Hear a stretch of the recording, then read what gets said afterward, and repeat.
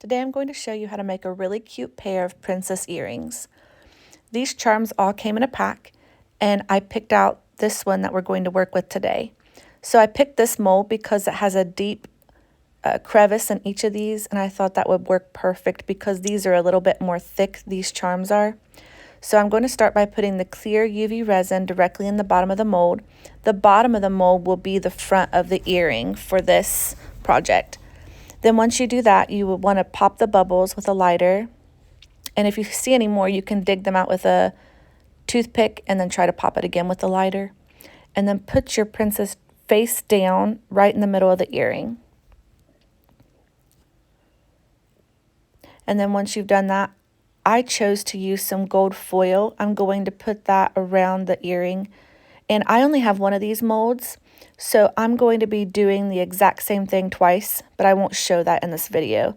So what I did is I finished this earring, took it out of the mold, and did the exact same thing again. That way I had a pair.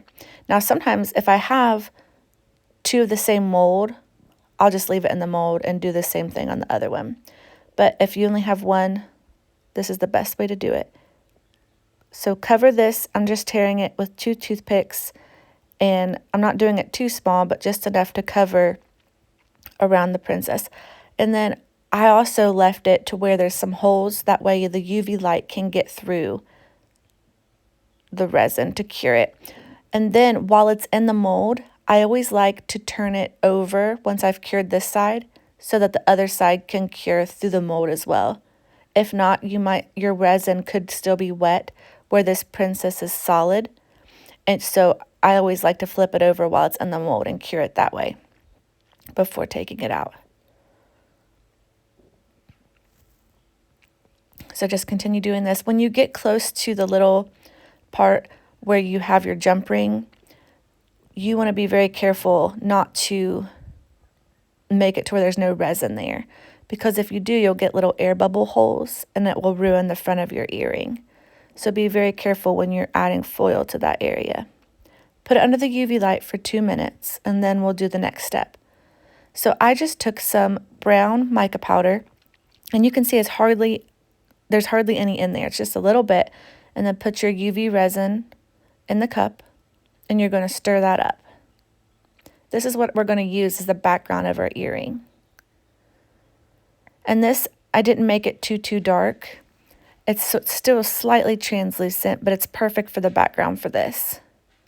And you're going to fill up your mold and move it around. Make sure it's right around that where we're going to be putting our jump ring in the hole.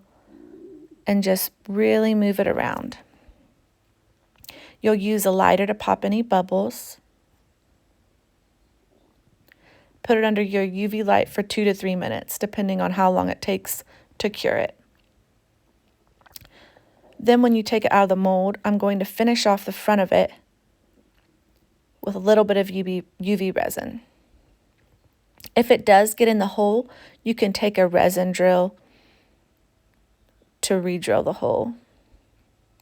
And the back, if you have any sharp edges on the back, you can just take some sandpaper and water and sand that off. And then once you're done with that, just put a little bit of UV resin and you won't even be able to tell that you sanded it.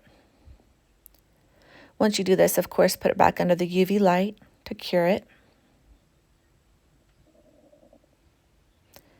If there's any bubbles, pop them with the lighter. And then this is an amazing thing if you have a really thick piece like this. Remember, we had to choose a thick piece because the little charm wouldn't fit in a thin one. So because this is thick, my jump rings won't fit in this. So this is how I'm going to finish off. I'm going to take this. This already has the little jump ring loop. So I'm going to take these pliers. They're actually jewelry pliers and they have the rounded tips. They're perfect for bending wire.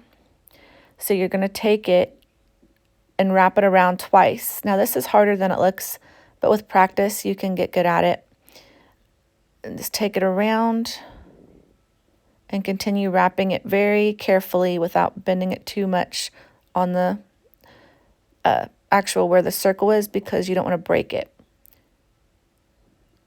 And wrap it around until there isn't a pointy part there. You'll just flatten it out.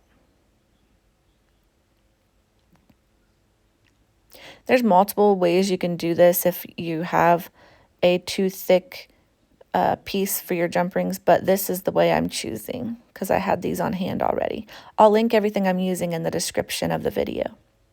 So this is the earring hook, and see how I'm just very carefully opening that just a little bit, and then I'm going to directly put that where we've got our jump ring and close it off, and that is how you'll complete your earring. Make sure you close that back. And these turned out really cute. They're not very heavy because although they look bigger, they're still not heavy. And this is what they look like on your display card.